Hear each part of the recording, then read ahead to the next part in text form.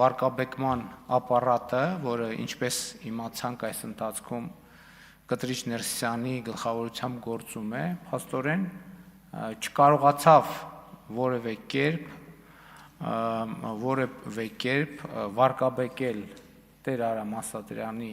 հոգևոր գործունեությունը եւ դա հիմնավորում է, որ այն մարդիկ, ովքեր ուզում են հոգևոր կյանքով ապրել, կարող են հովանավանքում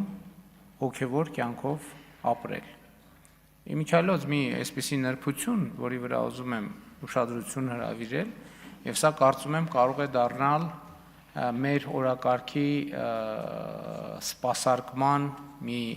հոգևոր կյանքի վերականգնման սպասարկման մի ուղղություն, եթե ես ճիշտ գիտեմ, հովանավանքը,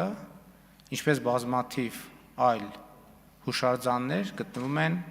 կառավարության հաշվեկշռում եւ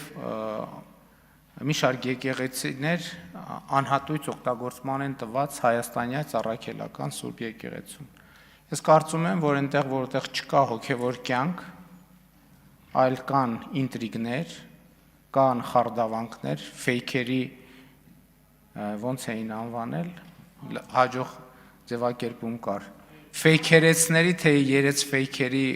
խմբեր են գործում, մենք կարող ենք, կա բոլոր բարոյական եւ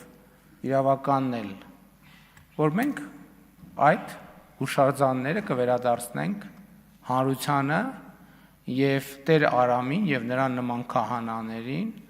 բոլոր ձևերով կաջակցենք, որ նրանք Հայաստանում վերականգնեն իրական հոգևոր կյանքը եւ ես ինքս էլ որպես քաղաքացի հոգևոր կյանքի անհրաժեշտ հարթակի անհրաժեշտություն տեսնում եմ եւ կարծում եմ իմ փնտրտուքներն էլ տեսանելի են եւ կարծում եմ, որ համեն դեպս նախնական տպավորություն կա, որ այդ տեղը գտնվել է, ես իմ տպավորությունները կփորձեմ անձամբ ստուգել։